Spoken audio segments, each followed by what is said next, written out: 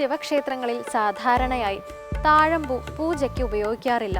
അതിനു കാരണമായ ചില പുരാണ കഥകൾ നിലവിലുണ്ട്. എന്നാൽ പുരാതന ശിവക്ഷേത്രമായ മംഗളനാഥ ക്ഷേത്രത്തിൽ കൈതപ്പൂ പൂജയ്ക്ക് ഉപയോഗിക്കുന്നു. കളവ് പറഞ്ഞതിൽ പശ്ചാത്താപ വിവശയായി കൈതപ്പൂ മംഗളനാഥ ക്ഷേത്രത്തിലെത്തി തപസ്സിരുന്നു എന്നും അതിൽ തൃപ്തനായ മംഗളനാഥൻ തൻ്റെ പൂജയിൽ കൈതപ്പൂവിന് ഇടം കൊടുത്തു എന്നാണ് വിശ്വാസം. ഇന്നത്തെ ദീപാരാധന കാഴ്ചയ്ക്കായി ക്ഷേത്രാങ്കണത്തിലേക്ക് പോകാം.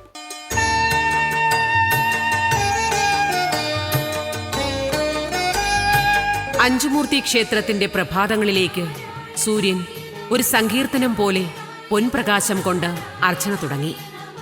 അഞ്ചുമൂർത്തി മംഗലം എന്ന ദേശത്തിന്റെ ആത്മതാളവും പരമചൈതന്യവുമായ ഈ ക്ഷേത്രത്തിലേക്കുള്ള പ്രദക്ഷിണയാത്ര ജീവിതത്തിലെ ഏറ്റവും ധന്യമായ നിമിഷങ്ങളിലൊന്നു തന്നെയാണ്.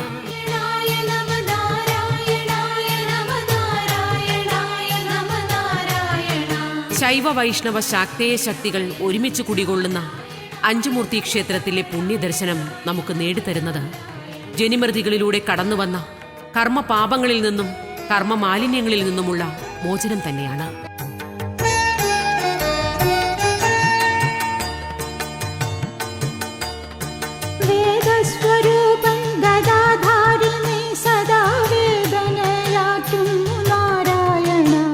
അതിപുരാതനമായ ക്ഷേത്ര സമുച്ചയത്തിലേക്ക് കടക്കുമ്പോൾ തന്നെ മനസ്സ് നിറയെ ആത്മീയമായ ഏതോ ഗൃഹാതുരതകളുടെ പുണ്യോത്സവങ്ങളാകുന്നു. പ്രാണൻ പ്രപഞ്ചത്തിൽ നിന്ന് കടം കൊണ്ട ശരീരമെന്ന ആവരണത്തെയും സമയത്തെയും കാലത്തെയും മറന്ന് പൂർവജന്മ സ്മൃതികളിലൂടെ ഒരു മഹത്തായ തീർത്ഥയാത്ര പോലെ യുഗങ്ങൾക്കപ്പുറത്തേക്കുള്ള പ്രദക്ഷിണ പുണ്യം തന്നെയാവുന്നു അഞ്ചുമൂർത്തി ക്ഷേത്ര ദർശനം.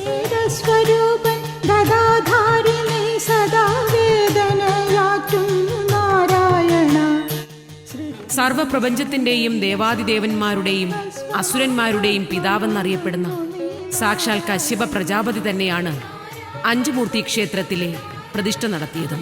പാലക്കാടിന്റെ ഗ്രാമക്കാഴ്ചകളുടെ മനോഹാരിതകളിൽ ഒന്നാണ് വടക്കഞ്ചേരിയിലെ അഞ്ചുമൂർത്തി മംഗലമെന്ന ഗ്രാമം.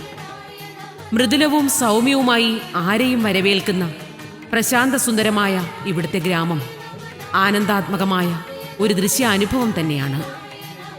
ചരിത്ര കഥകളാലും പുരാവൃത്തങ്ങളാലും നിറഞ്ഞു നിൽക്കുന്ന ഈ പ്രദേശത്തെക്കുറിച്ചുള്ള ഓരോ കഥകളും ഇവിടേക്ക് കടന്നു വരുന്ന ആത്മീയ സഞ്ചാരികളെ അത്ഭുതപ്പെടുത്തുന്നതും പുതിയൊരു ആത്മപ്രപഞ്ചത്തിലേക്ക് നയിപ്പിക്കുന്നതുമാണ്. ഗ്രാമവാസികൾ പറയുന്ന നിരവധി കഥകളിൽ പ്രധാനപ്പെട്ടത് ക്ഷേത്രക്കുളത്തിനു ചുറ്റുമുള്ള വയലുകൾക്കപ്പുറം നിൽക്കുന്ന വീഴുമലയുടെ ചരിത്രമാണ്. ത്രേതായുഗ കാലത്ത് മൃതസഞ്ജീവിനെ തേടിപ്പോകുന്ന ഹനുമാൻ ഹിമാലയത്തിൽ നിന്ന് അടർത്തിയെടുത്ത മലയുമായി ആകാശമാർഗം സഞ്ചരിക്കുമ്പോൾ മൃതസഞ്ജീവനി നിറഞ്ഞ മലയുടെ ഒരംശം ഈ പ്രദേശത്ത് വീഴുകയും അതാണ് വീഴുമലയെന്ന രീതിയിൽ ഇവിടെ അറിയപ്പെട്ടു തുടങ്ങിയതെന്നുമാണ് പറയപ്പെടുന്നത്.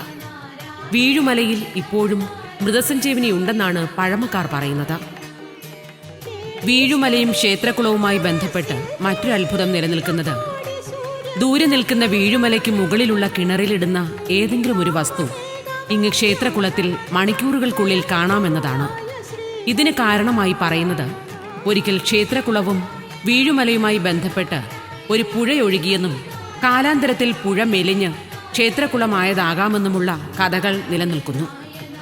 ഈ കഥകൾ നിലനിൽക്കുമ്പോൾ തന്നെ മനുഷ്യ ഇന്ദ്രിയങ്ങൾക്ക് ദർശിക്കാൻ കഴിയാത്ത തരത്തിലുള്ള ദിവ്യശക്തികളുടെ സഞ്ചാരവീഥികൾ തന്നെയാണ് അഞ്ചുമൂർത്തി ക്ഷേത്രവും പരിസരവുമെന്ന് ചില ആത്മജ്ഞാനികൾ ഉറപ്പിച്ചു പറയുന്നു.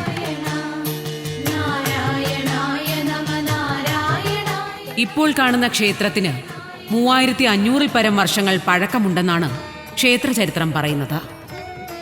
ശൈവ വൈഷ്ണവ ശാക്തേയ ശക്തികൾ ഒരുമിച്ച് കുടികൊള്ളുന്നതുകൊണ്ട് തന്നെ രാജവാഴ്ച കാലങ്ങളിൽ നിരവധി ആചാര അനുഷ്ഠാനങ്ങൾ നിലനിന്നിരുന്ന ക്ഷേത്രമായിരുന്നു ഇത്. ഓരോ രാജവാഴ്ചകളിലും അവരവരുടെ വിശ്വാസങ്ങൾക്കനുസരിച്ച് ശൈവ വൈഷ്ണവ ശാക്തേയ പൂജകളിൽ അനവധി മാറ്റങ്ങൾ നടന്നിട്ടുണ്ടാവാം എന്നും കരുതാം. ശൈവ വൈഷ്ണവ അധിനിവേശങ്ങൾ ഉണ്ടായിരുന്ന കാലഘട്ടത്തിലും ഇവിടെ ശൈവ വൈഷ്ണവ ശക്തികൾ ഒരുമിച്ച് കുടികൊണ്ടിരുന്നുവെന്ന് വേണം കരുതാൻ. കാരണം കശ്യപ മുനി കാർത്യായനി ദേവിയെ പ്രതിഷ്ഠിക്കുമ്പോഴും സുദർശന ചക്രം ഇവിടെ സ്വയംഭൂവാകുമ്പോഴുമൊക്കെ പഞ്ചമുഖനായ ശിവരൂപം ഇവിടെ ഉണ്ടായിരുന്നുവെന്നാണ് പറയപ്പെടുന്നത്. മനസ്സിൽ തെളിയണം പാവനമൂർത്തി പുരാണകാലം മുതലേ പഞ്ചമുഖനായ ശിവരൂപമുള്ളതുകൊണ്ട് തന്നെ ഇത് അഞ്ചുമൂർത്തി ക്ഷേത്രമെന്ന് അറിയപ്പെട്ടതായി ഭക്തജനങ്ങൾ പറയുന്നു.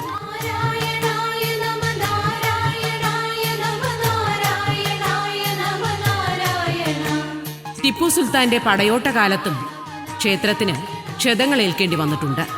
പക്ഷേ എത്ര ശ്രമിച്ചിട്ടും ടിപ്പുവിന് ശ്രീകോവിലിനുള്ളിൽ കടക്കാൻ കഴിഞ്ഞില്ല എന്നാണ് ചരിത്രം പറയുന്നത്. ദേഷ്യം തീർക്കുവാനായി ടിപ്പു ശ്രീകോവിലിനുള്ളിലെ ദ്വാരപാലകന്മാരെ വെട്ടി ക്ഷതമേൽപ്പിച്ചതിന്റെ പാടുകൾ ശില്പങ്ങളിൽ ഇപ്പോഴും അവശേഷിക്കുന്നുണ്ട്. ഏത് അധർമ്മത്തെയും തടയാൻ കഴിയുന്ന മഹാസുദർശനമാണ് ശ്രീകോവിലിനുള്ളിൽ ഇരിക്കുന്നതെന്ന് ക്ഷേത്രങ്ങൾ തകർക്കാൻ ഒരുമ്പിട്ടിറങ്ങിയ ടിപ്പുവിനറിയില്ല എന്നതായിരുന്നു സത്യം. അഞ്ചുമൂർത്തി ക്ഷേത്ര ചരിത്രം തുടങ്ങുന്നത് കശ്യപ മുനിയിൽ നിന്നാണ്. ദേവാദിദേവന്മാരുടെയും അസുരന്മാരുടെയും പിതാമഹനെന്നറിയപ്പെടുന്ന കശ്യപ പ്രജാപതി ഒരിക്കൽ അഞ്ചുമംഗലത്തിന് തൊട്ടടുത്തുള്ള പ്രദേശത്ത് വിഷ്ണു വിഗ്രഹം പ്രതിഷ്ഠിക്കാനൊരുങ്ങുമ്പോൾ അഞ്ചുമംഗലം ദേശത്തെ തീർത്ഥക്കുളത്തിനടുത്ത് നൃത്തസ്വരൂപത്തിലുള്ള ദേവിയുടെ കാർത്യായനി രൂപം മുനി തന്റെ ജ്ഞാനദൃഷ്ടിയാൽ കാണുകയും ഉടൻ തന്നെ വിഷ്ണു വിഗ്രഹ പ്രതിഷ്ഠ പൂർത്തീകരിക്കാതെ അഞ്ചുമംഗലം ദേശത്തേക്ക് വന്ന കശ്യപ മുനി നൃത്തസ്വരൂപത്തിൽ നിൽക്കുന്ന കാർത്യായനി ദേവിയെ കാണുകയും കാർത്യായനി ദർശനം കിട്ടിയ കശ്യപൻ നൃത്തസ്വരൂപത്തിലുള്ള ദേവീ വിഗ്രഹത്തെ അവിടെ പ്രതിഷ്ഠിക്കുകയും ചെയ്തു. വിഷ്ണു വിഗ്രഹ പ്രതിഷ്ഠ പൂർത്തീകരിക്കാതെ കാർത്യായനി ദേവിക്ക് അരികിൽ വന്ന കശ്യപനെ തിരക്കി വിഷ്ണുവിന്റെ സുദർശന ചക്രം വന്നുവെന്നും ഒടുവിൽ സുദർശന ചക്രം ഇവിടെ തന്നെ സ്വയംഭൂവായി എന്നാണ് ചരിത്രം പറയുന്നത്. ഭാരതത്തിൽ തന്നെ സ്വയംഭൂവായ സുദർശന ചക്ര പ്രതിഷ്ഠയുള്ള ഏക ക്ഷേത്രം അഞ്ചുമൂർത്തി ക്ഷേത്രം തന്നെയാണെന്ന് വിശ്വസിച്ചു പോരുന്നു. അതുകൊണ്ട് തന്നെ ഭാരതത്തിലെ പല സുദർശന ചക്ര പ്രതിഷ്ഠയുള്ള ക്ഷേത്രങ്ങളുടെയും മൂലസ്ഥാനം അഞ്ചുമൂർത്തി ക്ഷേത്രമാണെന്നാണ് കരുതുന്നത്.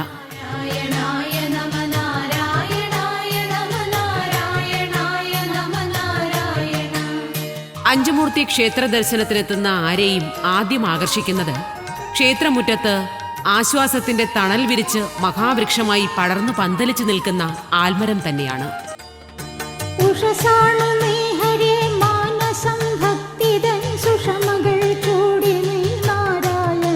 ബലിക്കൽ പുര കടന്ന് നാലമ്പലത്തിനുള്ളിലേക്ക് കടക്കുമ്പോൾ നമസ്കാര മണ്ഡപത്തിനു മുന്നിൽ ആദ്യം കാണുന്ന ശ്രീകോവിൽ സുദർശന ചക്ര പ്രതിഷ്ഠയിരിക്കുന്ന ഭഗവത് സന്നിധിയാണ്. ജീവിതത്തിലെ സർവ്വ പ്രതിസന്ധികളിൽ നിന്നും മോചിതനാകുവാനും കർമ്മ വഴികളിൽ നിറയെ ധർമ്മത്തെ പുനഃസ്ഥാപിക്കുവാനുമായി സുദർശന ചക്ര ദർശന പുണ്യം കിട്ടുന്ന ഭക്തന് തൊട്ടടുത്ത് നിൽക്കുന്ന പഞ്ചമുഖനായ ശിവദർശനത്തിനായുള്ള ശ്രീകോവിലിന് മുന്നിലേക്ക് പോകാം. പഞ്ചമുഖനായ ശിവനെ തൊഴുത് പഞ്ചഭൂതാത്മകമായ ശരീരത്തിനെയും ഭഗവത് ചൈതന്യം നിറഞ്ഞ ആത്മാവിനെയും ശുദ്ധീകരിച്ച് ശ്രീകോവിൽ വലം വച്ച് ഭഗവാന് സമീപത്തായി പ്രതിഷ്ഠിച്ചിരിക്കുന്ന ആഞ്ജനേയ ഭഗവാനെ തൊഴാം. കുറേ വർഷങ്ങൾക്ക് മുൻപ് നടന്ന അഷ്ടമംഗല്യ പ്രശ്നത്തിലാണ് ഇവിടെ ആഞ്ജനേയ ചൈതന്യം കണ്ടെത്തുകയും നാലമ്പലത്തിനുള്ളിൽ തീർത്ഥക്കുളത്തിൽ നിന്നും ഒരു ആഞ്ജനേയ വിഗ്രഹം കണ്ടെത്തുകയും വായുകോണിൽ വായു ഭഗവാനെ പ്രതിഷ്ഠിക്കുകയും ചെയ്തത്. ഈ ആഞ്ജനേയ ചൈതന്യം കണ്ടെത്തിയതോടെ പ്രദേശത്തെ വീഴുമലയുടെ കഥയ്ക്ക് വിശ്വാസം കൂടി.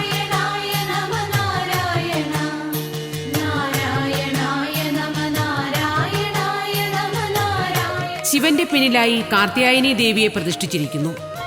ദാരുബിംബ പ്രതിഷ്ഠ രൂപത്തിൽ നിൽക്കുന്ന ദേവീ പ്രതിഷ്ഠ അപൂർവങ്ങളിൽ അപൂർവവുമാണ്. കയ്യിൽ കണ്ണാടി വച്ച് നെറ്റിയിൽ പൊട്ടുതൊടാനായി നിൽക്കുന്ന ദേവീരൂപം ഭാരതത്തിൽ തന്നെ മറ്റെങ്ങുമില്ല എന്ന് വേണം കരുതാൻ. ദേവീരൂപത്തിനടിയിലായി ദേവിയുടെ ശിലാപ്രതിഷ്ഠയും കാണാം. കാർത്യായനി ദേവിയെ തൊഴുതു കഴിഞ്ഞാൽ മഹാവിഷ്ണുവിനെ പ്രതിഷ്ഠിച്ച മറ്റൊരു പ്രധാന ശ്രീകോവിൽ കൂടി നിലനിൽക്കുന്നു.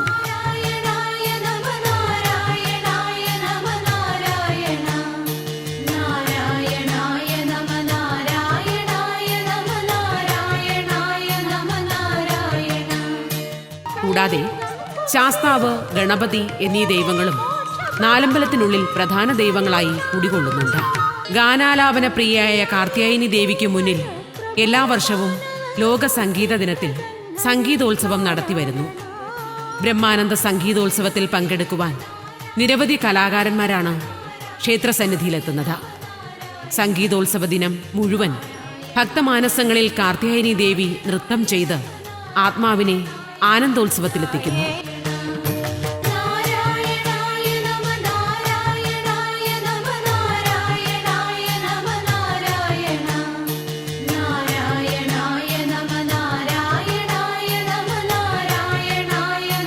ക്ഷേത്രമുറ്റത്ത് നിൽക്കുന്ന വലിയ ആൽമരങ്ങൾക്കപ്പുറം സൂര്യാസ്തമയം തുടങ്ങി. അസ്തമയ സൂര്യൻ ശ്രീകോവിലിന് മുകളിൽ നിന്ന് ഭഗവാനെ വണങ്ങി യാത്ര ചോദിച്ചു നിൽക്കുമ്പോൾ നാലമ്പലത്തിനുള്ളിൽ പൂജാവിളക്കുകൾ തെളിഞ്ഞു. വൈകുണ്ഠവാസ ഭജിക്കുന്ന ഭക്തരിൽ വൈകാതനുഗ്രഹം നാരായണ. അഷ്ടൈശ്വര്യങ്ങൾക്കു കേദാരമേ മഹാലക്ഷ്മീപതേ ഹരിനാരായണ.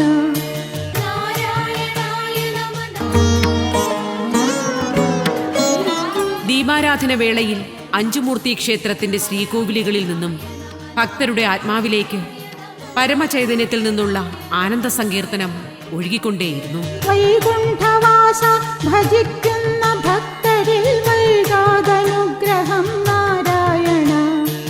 അങ്ങനെ ഭാരതത്തിലെ തന്നെ അപൂർവമായ അഞ്ചുമൂർത്തി ക്ഷേത്ര ദർശനം അകതാരിൽ പുതിയ ആത്മീയ അനുഭവങ്ങളുടെ പ്രദക്ഷിണ വഴികൾ ഒരുക്കുമ്പോൾ പഞ്ചമുഖനായ ശിവരൂപവും സ്വയംഭൂവായ സുദർശന ചക്രവും നൃത്തം ചെയ്യുന്ന കാർത്യായനി ദേവിയുമൊക്കെ ഓരോ തീർത്ഥാടകന്റെയും ആത്മീയ അനുഭവങ്ങളിൽ ഋതുഭേദങ്ങളില്ലാത്ത പൗർണമിയായി നിലനിൽക്കുമ്പോൾ അഞ്ചുമൂർത്തി ക്ഷേത്ര ദർശനം നിത്യവും ശുദ്ധവും